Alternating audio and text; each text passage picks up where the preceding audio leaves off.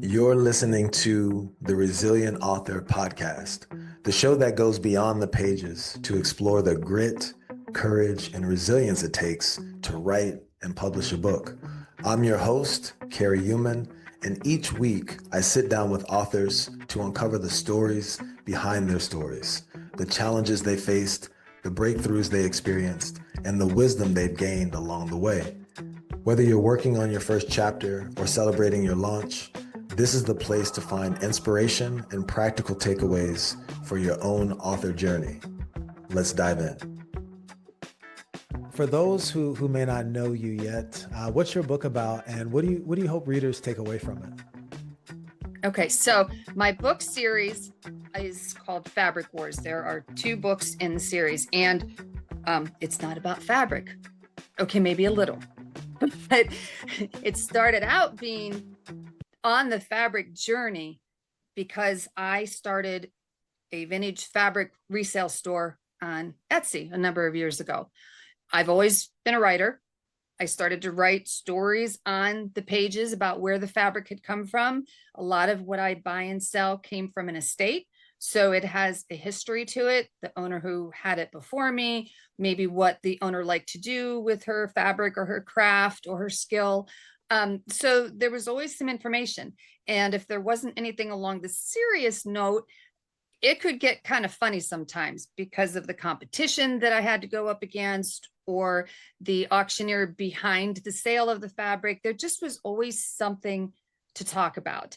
My writers started to really push me to write a book. And so that's what kind of started the book. But I have a long life in resale, not just fabric. So there's other stories that the book will get into, but it also goes into stories about, I guess, about me. And I guess it becomes a little bit of a memoir. There's periods where I compare myself to the people that I meet and the people that have passed down this fabric or this item that I am reselling. So there's just, I'm somebody who gets squirreled. And so one random thought might take me halfway through the chapter before I even talk about the fabric. Yeah, so it's a lot of things. So just to piggyback on that, one random thought, like where did the actual idea for the book first come from? Like, was there a particular moment or experience that really set this into motion for you? It just, I've been writing since I was a kid. I started to dabble. I always thought my lane was going to be novels. And I started to write fiction in my 20s and my 30s. I wrote 4 very long books. I had some representation for a while, but it was one of those things where I didn't have a whole lot of early success as a writer. It wasn't the same 30 years ago that it is now. 30 years ago, if you self-published your book, it was considered to be a vanity thing. They called it vanity publishing. So it was shameful back then. And I did not have a whole lot of luck with publishers. I had an agent for a while. I had some great publishers consider my books. I didn't finally get published until it was a magazine article in my 30s. Rejection, it's hard. After collecting rejections for more than a decade, for 10, 20 years, I really thought I was done writing. It wasn't until I was forced to figure out how I was going to make money as a single mom that I started getting involved with resale as a side hustle, to make extra cash. And I think that people that write, just, it's always there, whether you're talking to people in a conversation or, whether you're writing a letter to somebody, or in my case, if you're writing the listing for something that you're selling, storytellers want to tell a story. So these stories, these little mini stories were popping out on my pages. And yeah, I have a lot of faithful customers that I've collected over the last 20 plus years. And after enough of them said, you really should put these into a book, I was like, okay, well, this time they're telling me what to write. They're telling me to write it. My audience is kind of already in front of me. So decided to go at it again. I never thought I'd write nonfiction, never in a million years. But why not? Why not? Why not? I mean, Why not? you've lived a full life and you're still living. I had a chance to kind of poke around a bit at your social media and had a chance to see a lot of your fabrics, just you and your day-to-day life. I mean, it seems like you've come, at least from what I've seen, it looks like you've come across some pretty unique finds and stories, I would imagine, through your work.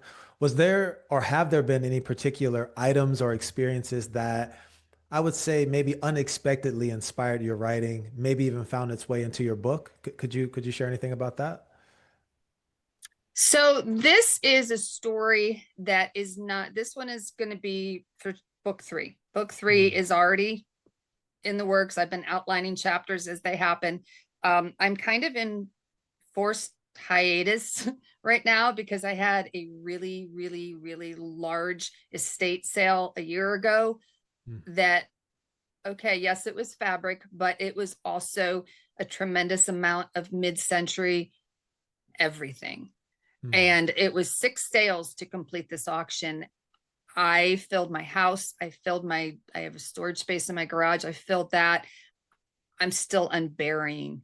So I have a hard time justifying going to a sale. Now, mm. until I get caught up, now I'm not saying ever. So there is always an exception.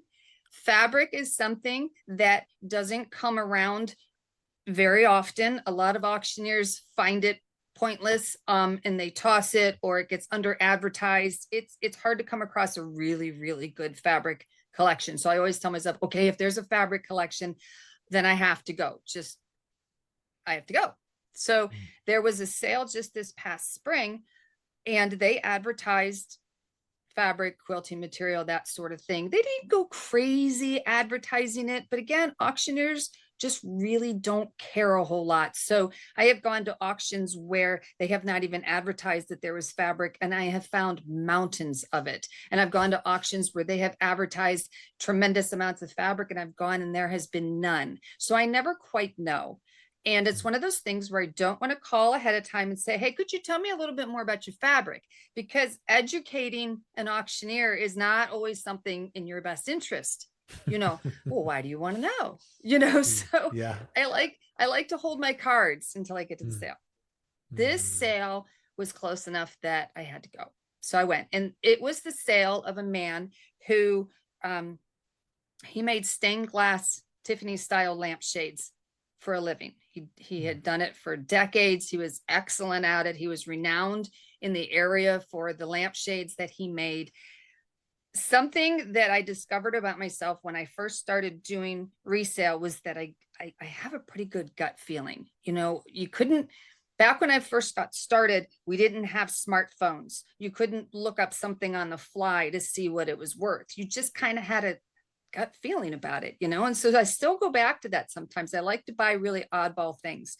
So one of the things that he had were the fiberglass molds to make these lampshades with.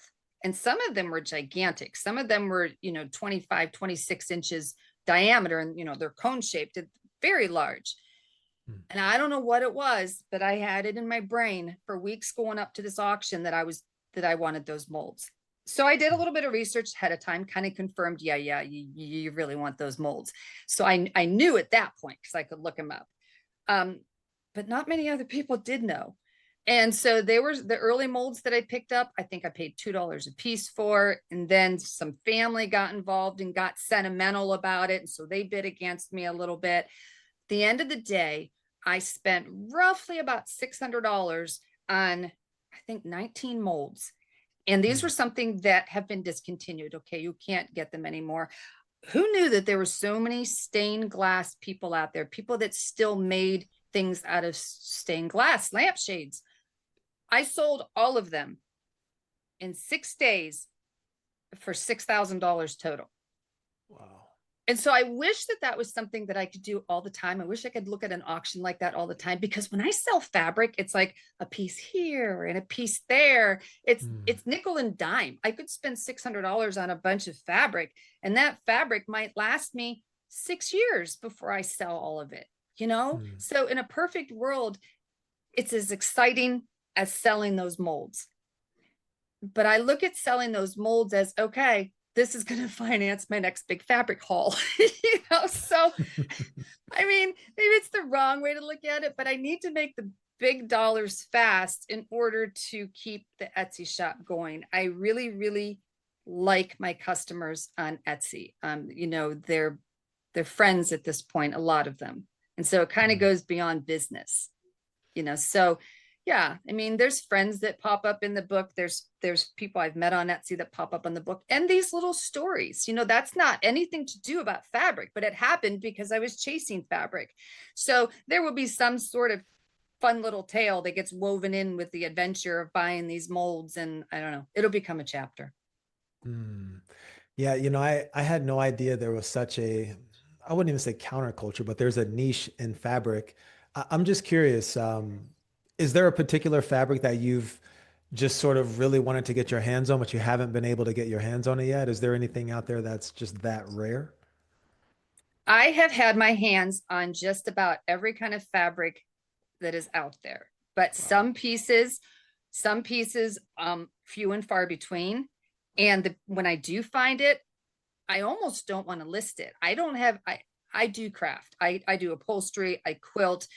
I'm somebody that's always working with my hands, but I don't need it. I have plenty stash around here and plenty of piles that are earmarked for someday. So, you know, plus I'm excited because I know people in my fan base that are going to want that piece of fabric, you know, but there just never seems to be the right price to ask. And inevitably, they always want to buy it and they always do buy it. And then I'm like, oh, I should have asked more. But, you know, it's anyway. One of the things at the auction that I told you about, that auction series is called The Black Hole. It's in book 2, 6 chapters in book 2. They had a fabric called bark cloth, and it feels like bark, and it is a fabric that was used very extensively in the 30s, the 40s, the 50s to make draperies, from long pleated draperies with the big colorful flowers, or during you know, the 50s, it was the atomic era patterns, that sort of thing. So that kind of fabric is really fun to find. They also made a lot of linen back then, but anything mid-century modern is super super hot right now. So that's why I kept going back to those auctions, even though I was breaking the bank every single time, because like I'm never going to find this again. And the auctioneers kept saying the same thing. They'd whisper to everybody that came through the door, "You're never going to find this again." We're like, "Yeah, we know." And you know, the competition, same thing. We would go home every sale and we'd be licking our wounds and trying to cherry pick the really big money makers to make money back so we could go again. And we'd come through the door and it would be like, "Yeah, I know I said I wasn't coming back, but yeah, I'm back, you know, hey, how you doing?" And we knew it was all the same people every week. So that's a really big one. You know, there's some other ones. There are things called dotted Swiss and flocked fabric, and those were popular between the 60s and the 80s. They used it to make a lot of little girls' dresses and things like that. But it's basically a sheer fabric, like an organdy fabric that might have a raised pattern, like a flower or a polka dot or something like that. The flocked fabric is very, very, very hard to find. I find dotted Swiss, but the flocked fabric is tough. And the last one I'll bring up is Depression era fabric, feed sack fabric.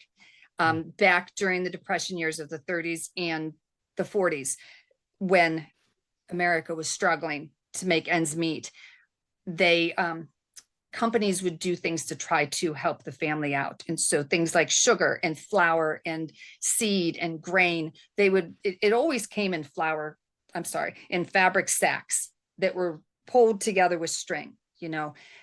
And before the Depression, those were typically just plain white sacks that would have the logo of the company stamped on the front of it.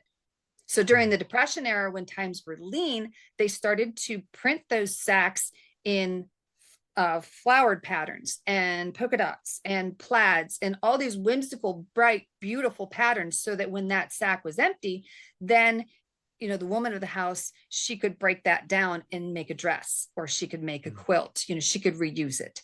So feed sack fabric will always be very valuable. It is one thing that has not really lost its value in all the time that I've been doing this.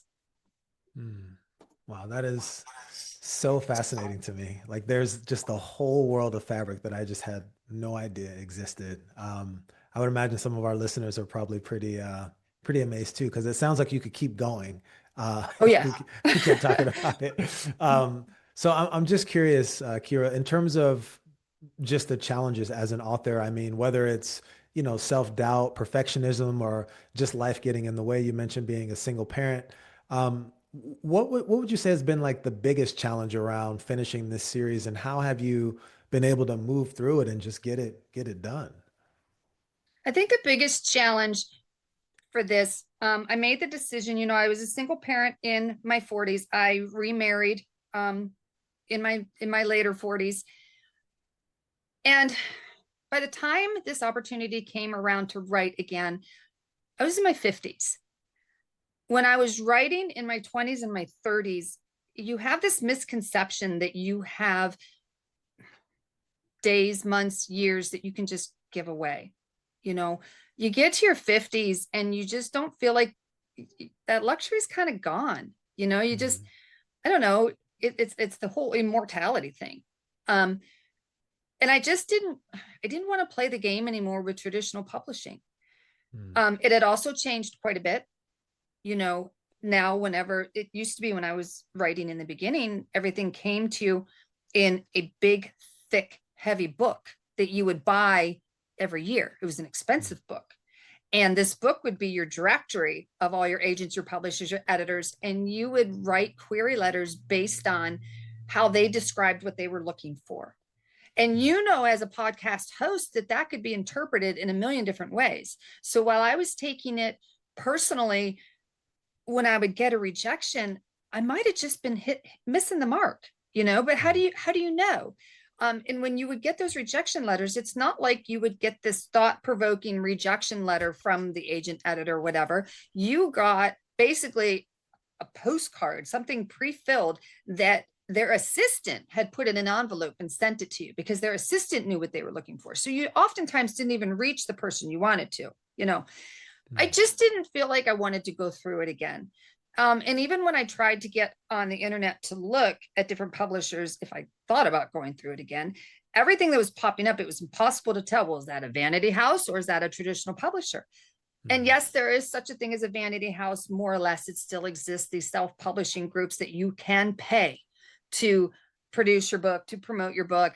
Um, okay, I've been broke my whole life. It was not something I was even going to consider. I knew mm, that there was a different beast and that I could do it myself if I put my mind to it. I'm mm. not a technology person. That's my husband. When my computer crashes, I call my husband, you know. So now I'm faced with this thing. Yeah, I've written this book, grammar check. Yeah, it's a beautiful thing. That sure helps me clean up my grammar. But formatting, no idea. None. And so that was probably my biggest single challenge, was trying to figure out how to actually make the book, how to format it, you know? Mm, mm. And so many days I wanted to throw my computer. My husband would walk in and I'd be like, I'm going to lose it. And he says, okay, put it away for a while. And I kept coming back to it. And eventually I figured it out. So it can be done. Would I rather Mm. somebody else format it?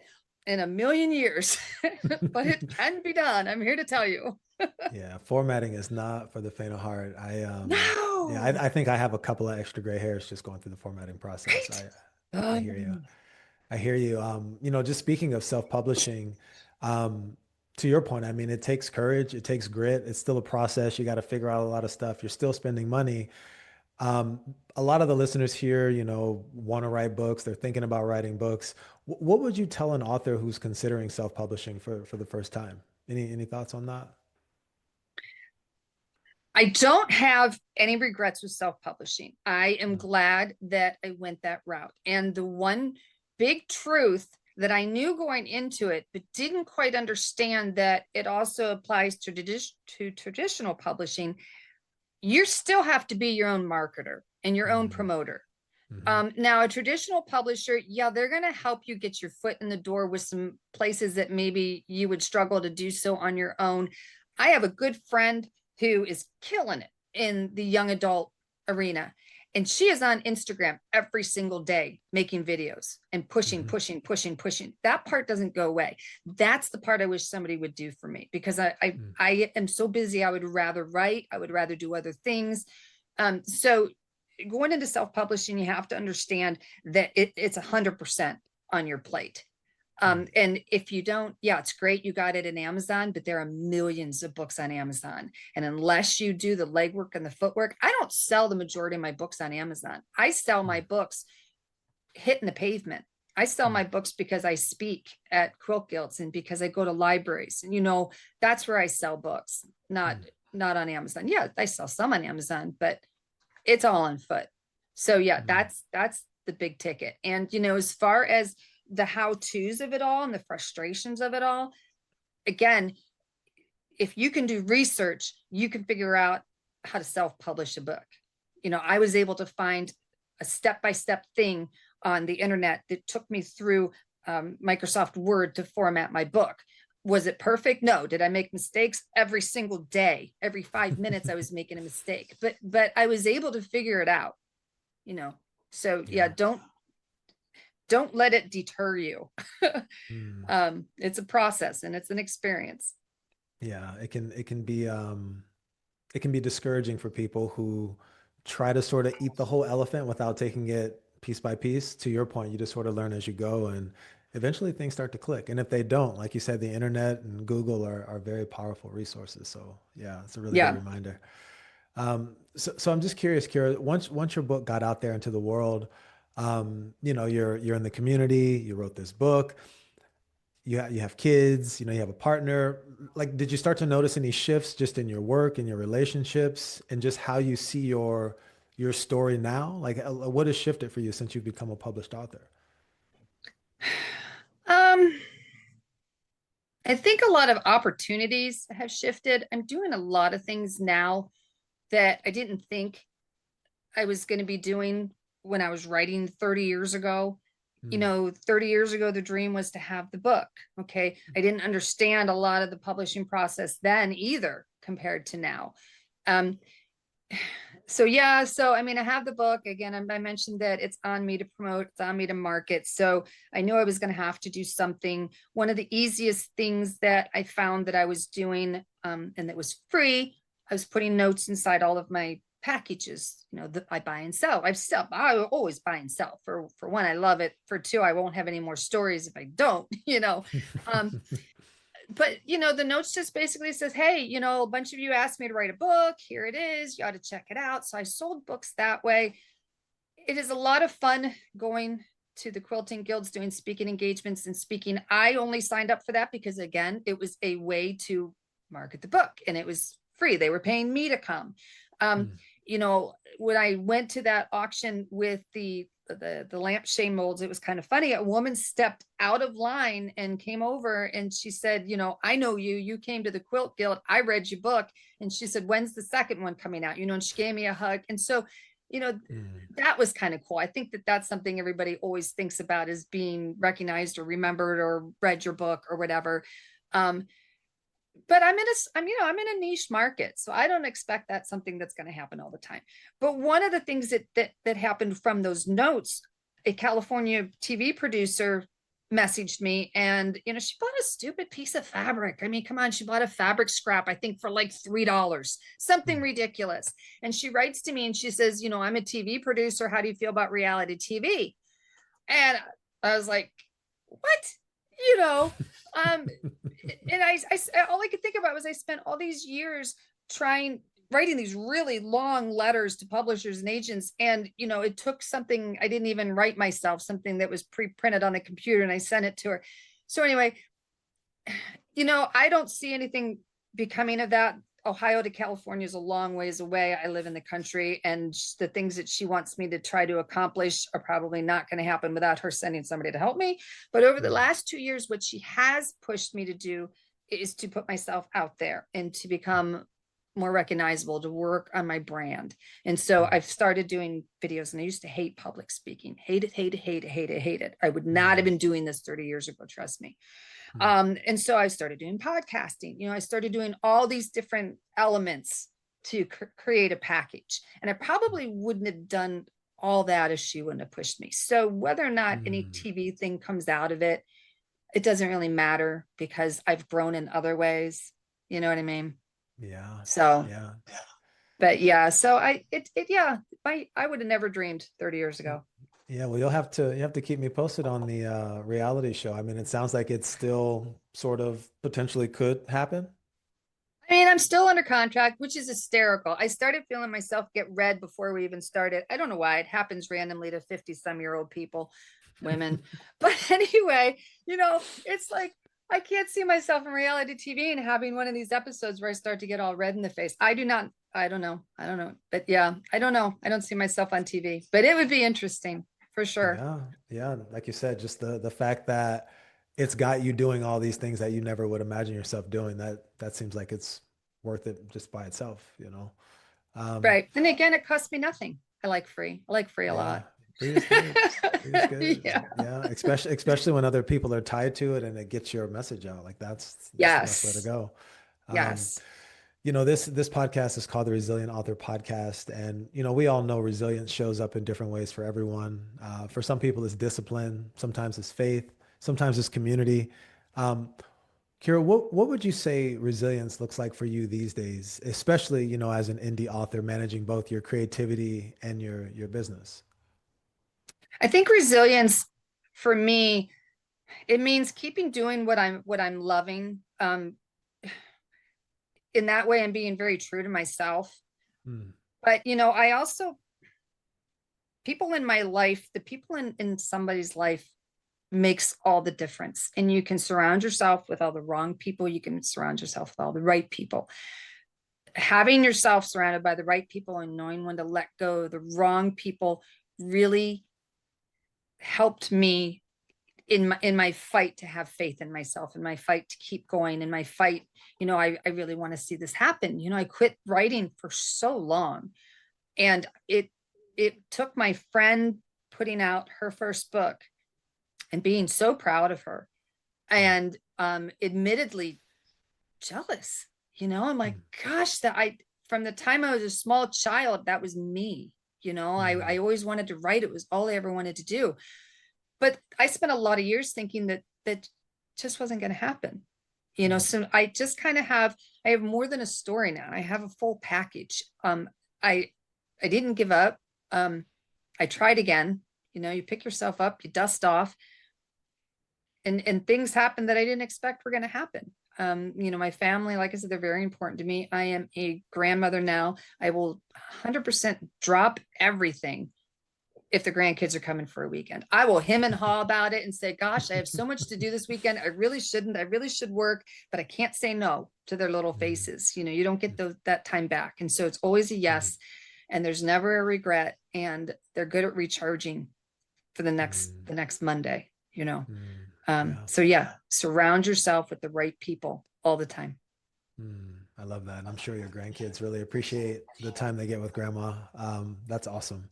Um, so I mentioned this a little bit earlier, but a lot of the Mm-hmm. listeners are sort of in that sweet spot of they have an idea for a book. Maybe they've started and stopped. Maybe they don't have the confidence. There's a lot of different things that can be going on.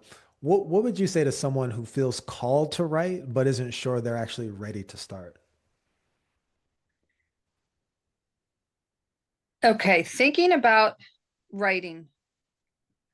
I mean, I think about writing all the time. I take notes on my phone. I write notes on pieces of paper. Something randomly inspires me. I am writing it down right away so I don't forget it.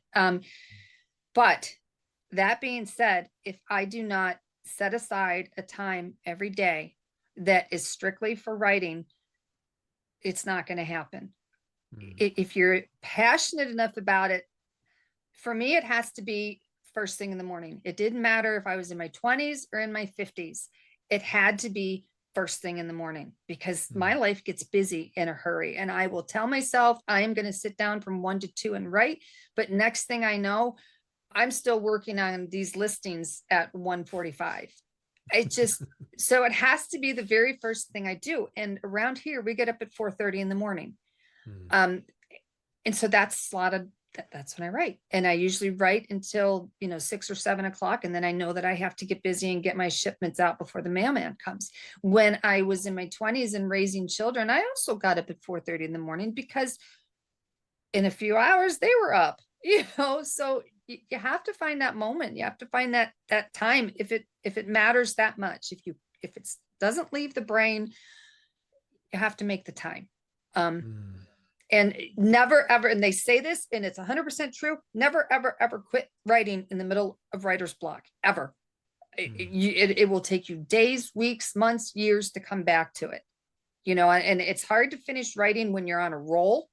um, but if you can find a place to stop where you know exactly where you're going to pick up the next day, maybe write a few keywords into the next paragraph so you remind yourself where you were going with that thought, then it makes writing every single day easier. You mm, got to push through the writer's block. mm. I want to double tap on that. So when you're waking up at 4:30 to write, do you Mhm. have prompts that you're writing to? Are you just writing? Like, how do you know what to write? What if you don't feel like writing? What if you don't know what to write? Do you write anyway? I try, I'm on the computer and I will admit that when I am stalling in the morning, I am guilty of playing 30 back-to-back games of free cell on the computer. I, yeah, guilty. The truth, It the is truth comes easy to out. do. The truth comes out. But a lot of times, and I don't know if I'm unique to this, I have a hard time falling asleep at night because my mind doesn't like to shut down. I am Mm, always thinking about the next sale or the next great thing I bought or what I'm going to work on listing the next day or, the grandkids, something. I can't fall asleep. So that mm, means that when I do fall asleep, when I wake up, all of a sudden everything comes flooding back into my brain, like mm, 20 things at once. So mm, I wake up with a lot of thought going on in my mm, head, and I can write about anything. And a lot mm, of my stories start out with an anecdote or a personal story or a journey that leads into something that happened at this sale. So I don't have any trouble writing about things that I know or that part of my past or part of my history or you know feelings or family or yeah, if it's nonfiction or a memoir, it's a piece of cake to write about it. I don't worry about grammar. I don't worry about punctuation or spacing. I don't worry about any of that until I am completely done writing the book. It's a mm, mess when I'm done with it, but I just go. mm, If I misspelled a word and I know it, I don't care. I just go, keep going and going mm. and going. I love that. Yeah, just keeping that momentum, not stopping. Just Mm-hmm. keep moving. I love that. So speaking of momentum, we're going to move into what I call the lightning round. I'm going to ask you 5 questions. Okay, Um, Ideally, try to answer it as quickly as you can, but okay, sometimes, people want to here we go. add to it, and that's fine. Okay, so what's one book that changed your life? The Giving Tree. Hmm. If you could have dinner with any author, past or present, who would it be?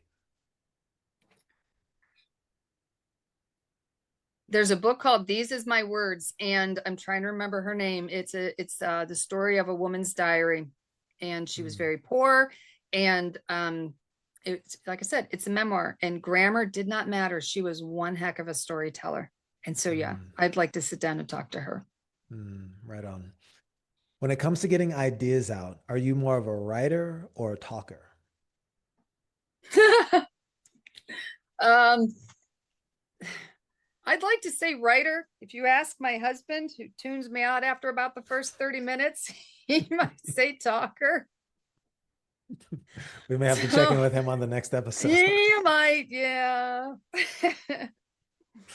All right. Kira, finish this sentence. Writing my Okay. book taught me to.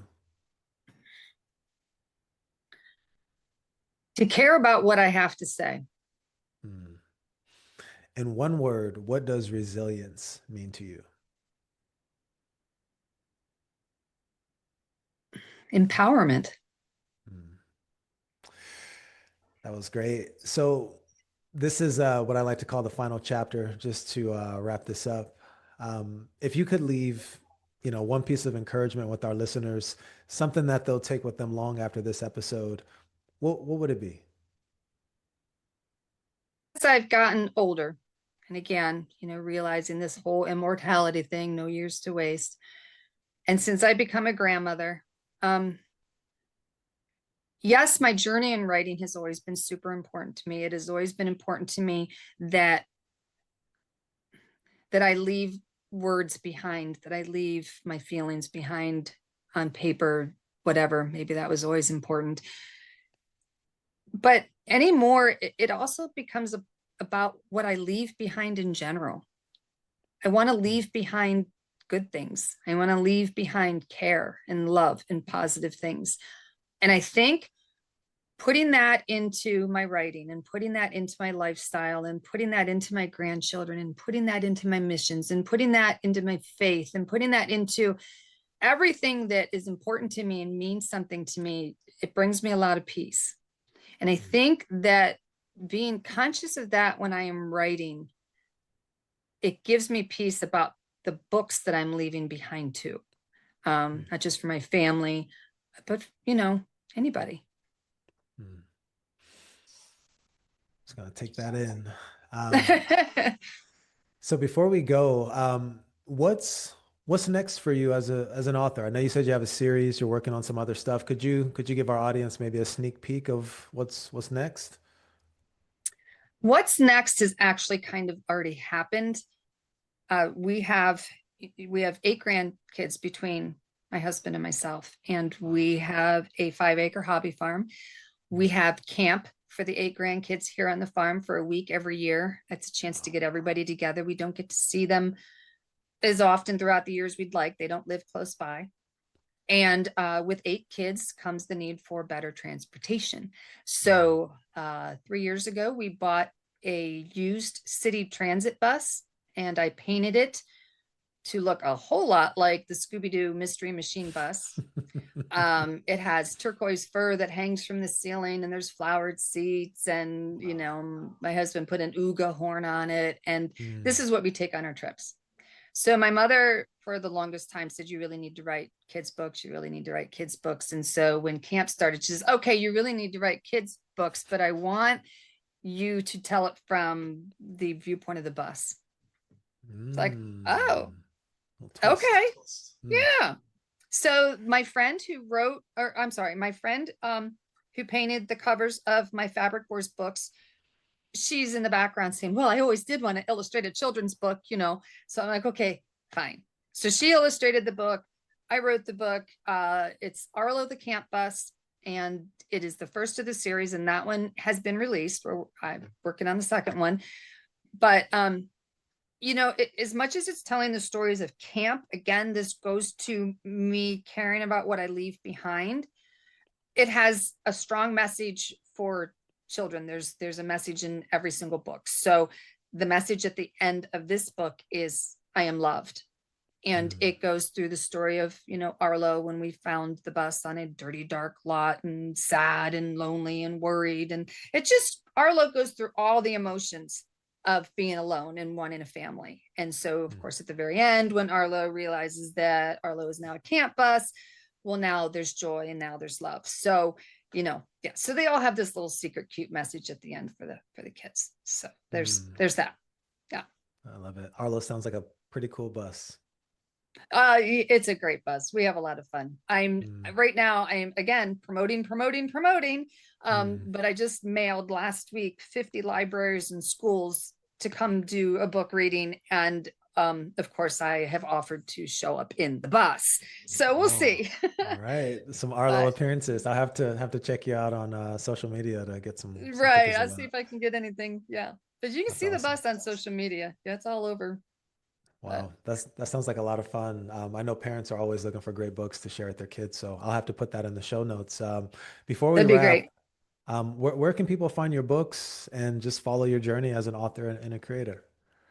So all of the books are on Amazon, and if you pull up one, they will all be linked together on that page. It pops up, oh, well, you might also want to read. Well, they're all mine. The Amazon's good for that. They link them together. If you go to my Etsy shop, though, and that should be in the show notes too, my Etsy shop is Oddity. I can sign the books there. And if you want to give them as a gift to your child, we're doing a Christmas promotion where you can do an Arlo book, a t-shirt, and we made little wristbands. They're so cute, but it has Arlo the Camp Bus on the outside, and you flip it over and there's a little hidden message on the inside that says, I am loved. So we're doing bundles of those 3 things. For grandparents are loving it. I have to say, I have to sneak that in. We did a library show and it was like all grandparents that bought it. But anyway, consequently, it was a grandmother that wrote it too. So yeah, I can sign any of the books on my Etsy, and I can give you a free matching bookmark too on Etsy. I have those. Yeah. Look at that. We'll definitely get that on the show notes. Well, Kira, this was truly, truly a pleasure. I'm glad we could make the time. And yeah, thank you so much for sharing a part of your story. This was great. Thank you. Thank you so much for having me. I was excited to do this one. Excellent. Well, thanks for being here. And maybe we can follow up in a few months once the next book is ready to come out. I'll get after my friend, man. Get drawing, because she's the slacker in this relationship. I've already written the story. Excellent. Well, Kira, thank you so much. Thank you. All right, take care. Thank you so much for tuning into the Resilient Author Podcast. I hope today's conversation gave you both inspiration and practical tools for your own journey. If you've been carrying the idea for a book but haven't started, or you've started and feel stuck, I'd love to invite you to join my 5-day Speak Your Book Challenge. In just 5 days, you'll speak the outline of your first draft and discover how to turn it into a finished manuscript and a published book. You can join anytime at voicetobook.co/challenge. Until next time, keep going, stay resilient, and remember, your story matters.